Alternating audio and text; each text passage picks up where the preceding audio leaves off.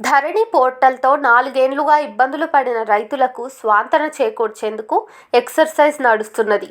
సాంకేతిక వైఫల్యాలతో కూడిన ధరణికి చికిత్స మొదలు పెట్టేందుకు కమిటీ సమాయత్తమవుతుంది. సోమవారం సీసీఎల్ఏ కేంద్రంగా సాగనున్న కమిటీ సభ్యుల 3వ మీటింగ్లో రూట్ మ్యాప్ రూపుదిద్దుకోనుంది. కనీసం 2 నెలల పాటు కమిటీ, అందులోని సభ్యులు విడివిడిగా, ఉమ్మడిగా ఏమేం చేయాలన్న దానిపై నిర్ణయం తీసుకుంటారని సమాచారం. ధరణి పోర్టల్, రెవెన్యూ రికార్డుల్లో అనేక తప్పిదాలు ఉన్నాయి. అయితే అన్నింటిపైన ఒకేసారి వర్క్ చేయటం ద్వారా విజయవంతమయ్యే అవకాశాలు లేవు. అందుకే ప్రాధాన్యతా క్రమంలోనే ముందుకు వెళ్తారు. ఒక్కొక్క అంశంపైన రిపోర్టు సమర్పించనున్నట్లు విశ్వసనీయంగా తెలిసింది.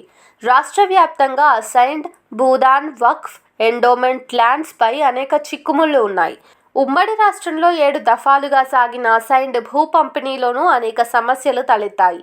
నిన్న మొన్నటి వరకు కమిటీ ఈ పంపిణీ డేటా సమస్యలపై చర్చించింది. ఇప్పటికే ఈ 4 ఏళ్ల ధరణి పోర్టల్ మాడ్యూళ్లు, వాటి పనితీరు, అప్లికేషన్ల స్వీకరణ, వాటి స్టేటస్పై ఇచ్చిన రిపోర్టును స్టడీ చేశారు. ఇంకా అదనపు సమాచారాన్ని కోరేందుకు కమిటీ సభ్యులు సిద్ధమైనట్లు తెలిసింది. ధరణి పోర్టల్ సమూల మార్పులపై ప్రజాభిప్రాయ సేకరణ కష్టంగా మారే అవకాశం ఉంది. లెక్కలేనన్ని డాక్యుమెంట్లు, అభిప్రాయాలు అందుతాయి. వాటితో పాటు దీర్ఘకాలికంగా అపరిష్కృతంగా పేరుకుపోయిన సమస్యలను కమిటీ దృష్టికి తీసుకెళ్లేందుకు వేలాది మంది బాధితులు వచ్చే అవకాశం ఉన్నది. అభిప్రాయాల కంటే సమస్యలను పరిష్కరించాలంటూ వచ్చే వారి సంఖ్య అధికమవుతుంది. వారి నుంచి దరఖాస్తులు స్వీకరిస్తే పరిష్కరించలేదన్న అపవాదు కమిటీపై పడుతుంది. అభిప్రాయాలను ఓపెన్గానే సేకరించాలా? కొందరు నిపుణులు, ప్రజా సంఘాల ప్రతినిధులు, అధికారులను కలిసి తీసుకోవాలన్న దానిపై చర్చ జరుగుతోంది. నిపుణులు ఆర్ఓఆర్ యాక్ట్ మార్పులు, చేర్పులపై నిర్దిష్టమైన సలహాలు ఇస్తే బాగుంటుందని కమిటీ సభ్యుల యోచన. డ్రాఫ్ట్ పాలసీని తయారు చేసి సమర్పించినా బాగుంటుంది. సాంకేతిక నైపుణ్యం ఉంటే ధరణి పోర్టల్ స్థానంలో అమలు చేయబోయే వెబ్ ఎలా ఉండాలన్నది డిజైన్ చేసి ఇవ్వడం ద్వారా మెరుగైన భూ పరిపాలన అందించడానికి అవకాశం ఉంటుంది. భూమాతను అమలు చేస్తే అధికార వికేంద్రీకరణ అనివార్యమని కమిటీ తేల్చేసింది. భూ సమస్యలకు పరిష్కార మార్గాలను బీఆర్ఎస్ ప్రభుత్వం కేంద్రీకృతం చేసింది. తహసీల్దార్ చేసే పనిని కూడా సీసీఎల్ఏకి అప్పగించింది. సమస్యల పరిష్కారాలను కేటగిరీలుగా విభజించనున్నారు. గ్రామ, మండల, జిల్లా, రాష్ట్ర స్థాయిలో చేసే పనులను గుర్తిస్తారు. ఉదాహరణకు విశారద్ గ్రామ స్థాయిలోనే పూర్తవుతుంది. వారసులెవరో ఆ ఊరిలోనే తేల్చేయొచ్చు. చిన్న చిన్న క్లిరికల్ మిస్టేక్స్ మండల స్థాయిలోనే చేయొచ్చు. ఇలా అన్నింటినీ విడదీసేందుకు ప్లాన్ చేస్తున్నారు. భూమాతకు ముందే గ్రామ సభల ద్వారా రెవెన్యూ డేటాను సరిదిద్దాలన్న సంకల్పంతో ఉన్నారు. అక్కడికక్కడే సమస్యల పరిష్కారాన్ని చూపడం ద్వారానే మెరుగైన భూ పరిపాలనా వ్యవస్థ ఏర్పడుతుందని విశ్వసిస్తున్నారు.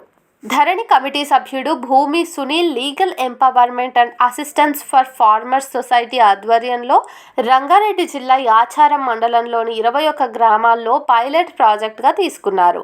అక్కడి భూ సమస్యలను అధ్యయనం చేస్తున్నారు.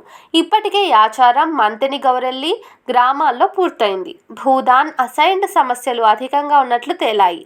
పాత రికార్డుల ఆధారంగానే క్లాసిఫికేషన్ని డిసైడ్ చేయటం ద్వారా 50 ఏళ్ల క్రితం కొనుగోలు చేసిన భూములను కూడా ప్రభుత్వానివిగా ప్రకటించారు.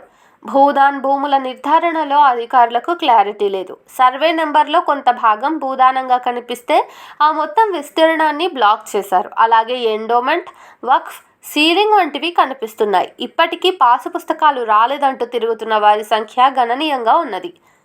సరళంగా రూపొందించిన దరఖాస్తు ఫారం ద్వారా రైతుల నుంచి సమస్యలను తెలుసుకుంటున్నారు. 2 పేజీల్లో కేవలం 9 కాలమ్స్తో అన్నింటినీ తెలుసుకునేటట్లుగా తయారు చేశారు. వాటి ఆధారంగా భూ రికార్డుల పరిశీలన ఈజీగా చేసే అవకాశం ఏర్పడింది. ఇలాంటి నమూనానే రాష్ట్ర వ్యాప్తంగా చేసి సమస్యలన్నింటినీ సత్వరం పరిష్కారమయ్యే మార్గాలను రూపొందించే వీలుందని లీవ్స్ సంస్థ అధ్యక్షుడు భూమి సునీల్ అభిప్రాయపడ్డారు. ప్రభుత్వంతో ఎలాంటి సంబంధం లేకుండానే తాము రైతుల నుంచి ఈ ఫీడ్బ్యాక్ తీసుకుంటున్నట్లు చెప్పారు. త్వరలోనే తమకొచ్చే దరఖాస్తులన్నింటికీ రిపోర్ట్ ఇస్తామన్నారు. ఆ సమస్యల పరిష్కారానికి లీవ్స్ కృషి చేస్తుందన్నారు. ఈ పైలట్ ప్రాజెక్టు ధరణి పోర్టల్ సమూల మార్పులకు కూడా స్టడీగా తనకు ఉపయోగపడుతుందన్నారు.